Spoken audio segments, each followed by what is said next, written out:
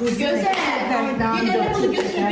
Yeməklər xayliyə aiddir. Güzel bunu gidelim götürürsen bilmem. İndi bu gün baxacaqlar, gedərəm bunu oğlu verməyəcək.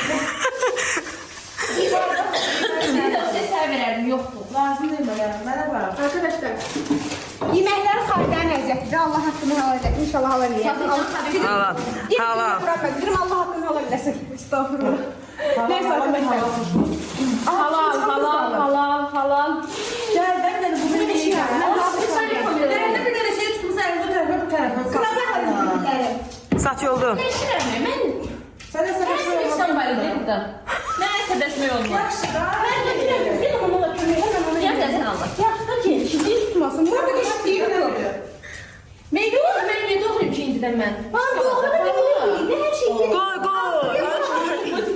Deyip güləcəyik, əylənəcəyik, meyvə doğramağa olur. Doğru koy. Allah'a He. Görsən? Lal deyəndə başa. ne başına aldın, ne benim, bir yer nerede bak. Del meyvə yedir. Sana arkadaşlar qovrulma simskadır. Bravo marketten almışıq. Ora. Qovrulur yani. Niye burada bunu uğrak almıyoruz ki her dakika gidip gelirik? Əkçislər. Bu başlık Ay başlıyor. arkadaşlar. Əkçislər yola getirirlər. Anda. Ne Allah ay Allah. O benim ellerim. Ha, tutuşdular. Əlləri qız, əlləri. Bak bunu okuyacağız er ver. Mənim canım. Orada deyəcək el. Ofeliya pullara baxsa. Getdik, o film. O almanı qəşəng doğraya bilirsiniz? Alman bile bile. Hə, nəzim. Gör orada şey var. Sən saxla, mən üzü qalan özüm çəkəcəm. Bacımız yaradır da.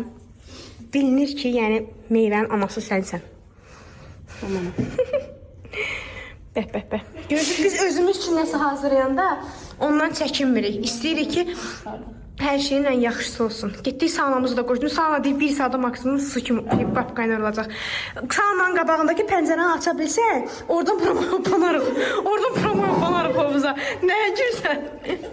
Nəyə girir o? Hə, mən belə çəkirdim onsuz da. Neyse arkadaşlar, biz indi bundan sonrası niye çəkmirəm? Qoyun onu sizə izah edeyim. Çünki biz indi hal-hazırda görürsünüz ki, rahatıq. Bunu çəkmə əsas budur. İndi hal-hazırda rahat oturmuşuq.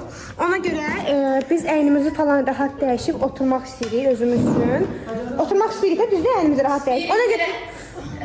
Ona görə telefonlara atırıq. Çünki basenyə falan girəcək, əynimiz falan rahat olacaq deyə çəkə bilməyəcəm də, yəni belə. Öpürəm sizləri. Bye bye.